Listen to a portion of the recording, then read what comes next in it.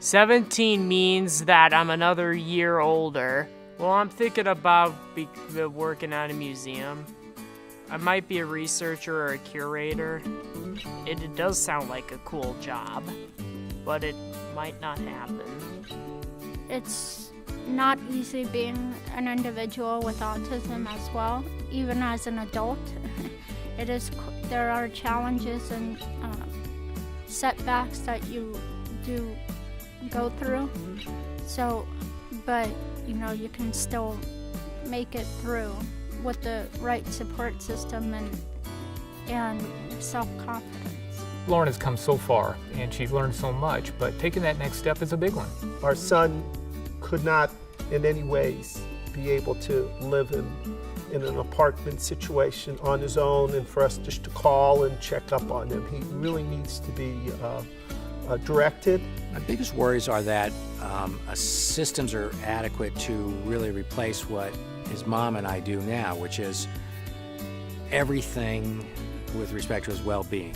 So we're ready to break ground on what is a mixed-use project that has 3 component parts. One is an apartment property for residents.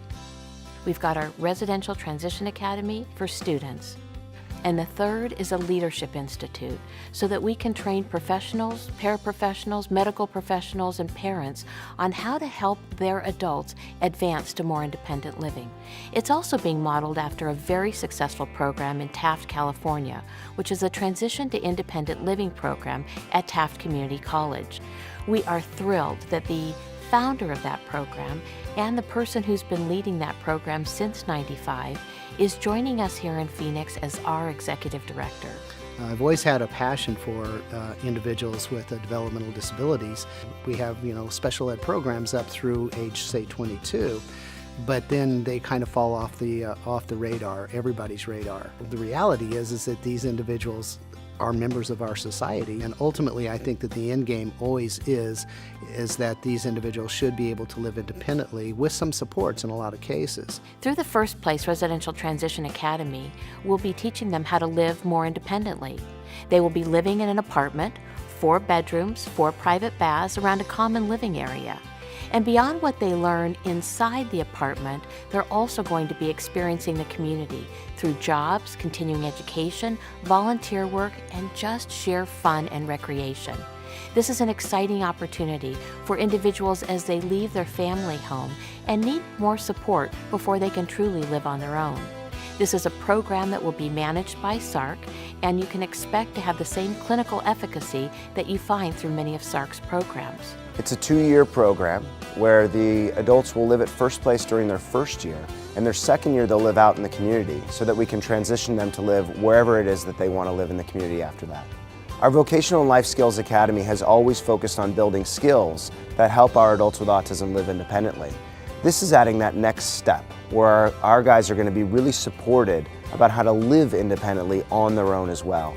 And in many ways, these 2 programs will complement each other. So just like the Vocational and Life Skills Academy has many classes and opportunities for adults who live in our community to come get support, it'll provide those same classes and opportunities for those living at FirstPlace as well. In looking at some of the statistics that we track with our students, we know that 95% of our graduates live independently. 89% of our graduates are employed. We know that when our students graduate from the program, that they become less of a burden on the state of California.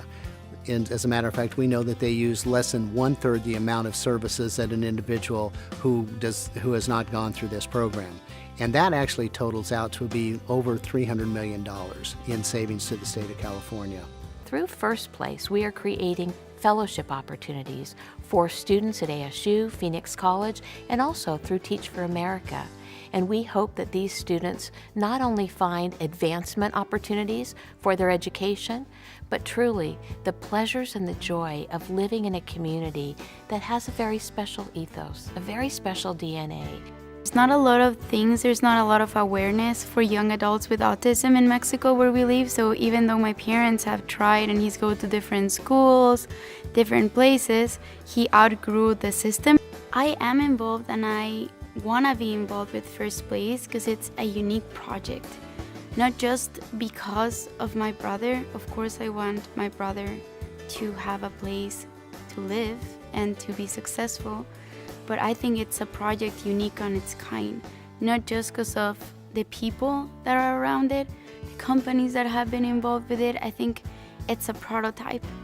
The society needs a project like FirstPlace. I think it's a replicable model that can go into any other state, any other country. What we're going to be doing through the Training Institute is bringing luminaries from across the country to help individuals learn what adults with autism and special needs need to live more independently, empower them with good tools, with good training, so that we can open the door to more real estate options, not only here, but to communities throughout the country. So one day I would like to become a public motivational speaker and travel around the nation and giving speeches about me and about autism. Yeah, we are very fortunate. We never thought we would see this day where there would be other alternatives like this. We thought about apartments. We thought about, is she just going to be in our home on a long-term basis? And that's okay. But it would be better if there were a place. And so I know so many other cities don't have this, these plans in place. And so to have that, it really, for us, just amazing. Not long after Matt's diagnosis of autism, I started dreaming about what his adult life would be like. And I remember visiting some group homes, and I also remember running away as fast as I possibly could. I did not want to see the future. I did not want to see that future. And I committed back then, and remain committed now, that the kind of life that Matt and others with autism and disabilities will live is going to be far greater, with more opportunities than what we ever dreamed or thought imaginable.